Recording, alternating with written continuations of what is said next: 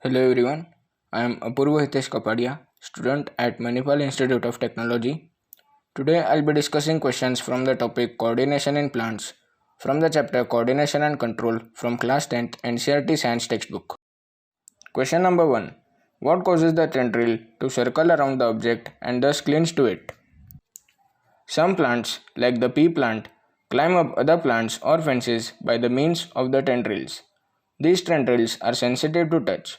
When they come in contact with any support, the part of the tendril in contact with the object does not grow as rapidly as the part of the tendril away from the object grows. This causes the tendril to circle around the object and thus clings to it. More commonly, plants respond to stimuli slowly by growing in a particular direction. Because of this growth is directional, it appears as if the plant is moving. Question number 2. How do environmental triggers help the plant? As discussed earlier, environmental triggers such as light or gravity will change the directions that the plant grows in. These directions movements can be either towards the stimulus or away from it.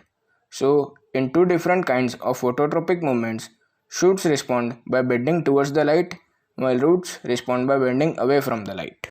Question number 3. What is geotropism? The root of a plant always grows downwards, while the shoots usually grow upwards and away from the earth. This upward and downward growth of the shoots and the roots, respectively, in response to the pull of the earth or gravity, is known as geotropism. The roots that grow towards the soil or in the direction of gravity are said to have positive geotropic nature, while the shoots are said to have negative geotropic nature.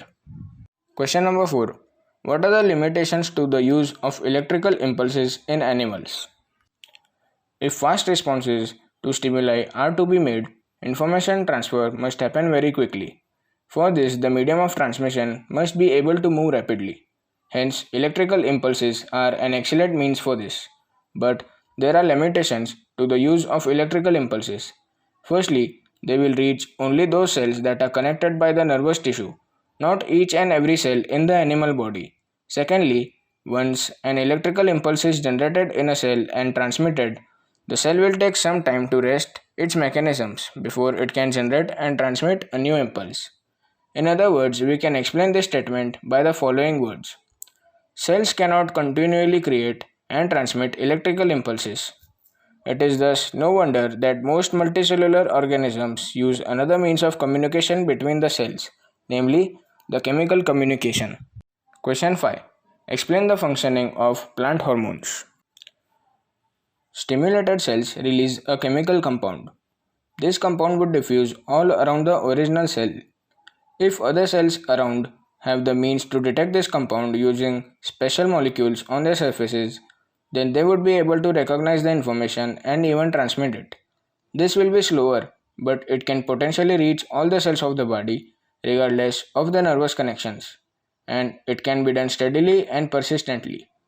These compounds or hormones, used by multicellular organisms for control and coordination, show a great deal of diversity. Different plant hormones help to coordinate growth, development, and responses to the environment. They are synthesized at places away from where they act and simply diffuse to the areas of the action. Question number 6. Explain the working of auxin. Let us recollect what is auxin first. When growing plants detect light, a hormone called auxin, synthesized at the shoot tip, helps the cell to grow longer. When light is coming from one side of the plant, auxin diffuses towards the shady side of the shoot. This concentration of auxin stimulates the cell to grow longer on the side of the shoot which is away from the light. Thus, the plant appears to bend towards the light. Question number 7. Mention the examples of plant hormones that help in the promotion of growth. One of the hormones that help in the growth of the plant are gibberellins, which, like auxins, help in the growth of the stem. Cytokinins promote cell division, and it is natural that they are present in greater concentration in the areas of rapid cell division. These are the examples of plant hormones that help in promotion of the growth. But we need to remember that plants also need signals to stop growing. Abscisic acid is one example of a hormone which inhibits the growth of the plant.